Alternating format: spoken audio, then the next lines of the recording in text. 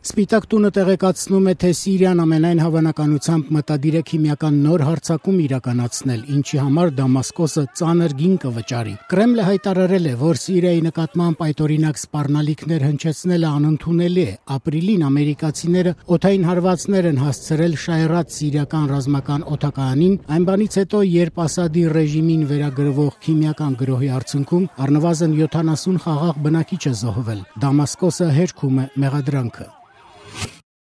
Կիևում ականված մեքենայի պայթյունի հետևանքով սպանվել է Ուկրաինայի զինված ուժերի գնդապետ Մաքսիմ Շապովալը։ Այսօր ավելի վաղ Կիևի ոստիկանությունը հաղորդել է, որ Սոլոմյանսկի թաղամասում պայթեցվել է Mercedes մակնիշի շքեղ մեքենա, որի վարորդը զոհվել է, վնասվածք է ստացել փողոցով անցնող մի քաղաքացի։ Շապովալը ծառայել է Ուկրաինայի բանակի հատուկ ստորաբաժանումների հետախուզության վարչությունում։ Ուկրաինացի իրավապահները մեքենայի պայթեցումը որակում են որպես ահաբեկչություն։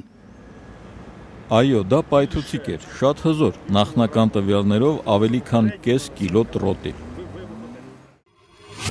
Հոլանդիայի վերաքննիչ դատարանը վճռել է, որ երկիրը massամբ պատասխանատվություն է կրում Սրեբրենիցայում բոսնիացի սերբերի կողմից Արական սեռի մոտ 300 մահմեդական բնակիչների սպանության համար։ 1995 թվականի հուլիսին մահմեդականները վտարվել էին ՄԱԿ-ի հոլանդացի խաղաղապահների ռազմակայանի տարածքից եւ անպաշտպան մնացել։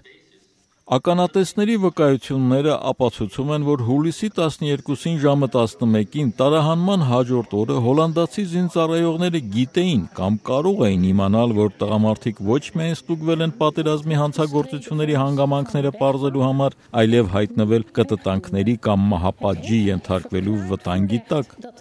Ընդհանուր հաշվով բոսնիացի սերբերի կողմից Բալկանյան պատերազմի ընթացքում սպանվել է Արական սեռի մոտ 8000 մահմեդական, ինչը համարվում է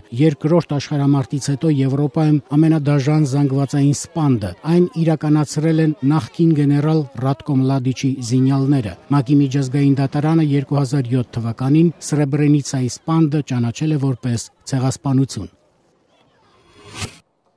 Գերմանիայի կանցլեր Անգելա Մերկելը բարձրաստիճան պաշտոնյաներ եւ խորհրդարանականներ արգանքի տուրք են մատուցել նախկին կանցլեր Հելմուտ Քոլի հիշատակին։ Հանգուցյալի հոգու հանգստյան պատարագը եւ սգո արարողությունը կազմակերպել է Բունդեստագում Քոլի եւ Մերկելի կուսակցության քրիստոնյա դեմոկրատների խմբակցության ղեկավար Ֆոլկեր Կաուդերը։ Հելմուտ Քոլը մահացել է հունիսի 16-ին 87 տարեկանում։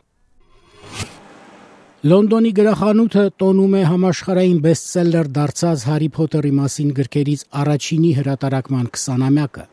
Սա մի գիրք է, որ մարդկանց միավորել է, առանձին համայնք դարձրել, մի աշխարհ ստեղծել, ունի մի ուժ, որը չես կարող նույնիսկ նկարագրել։ Մենք առ այսօր զգում ենք նույն էմոցիաները, որոնք մեզ համակել էին 20 տարի առաջ։ Սա իսկական հրաշք է։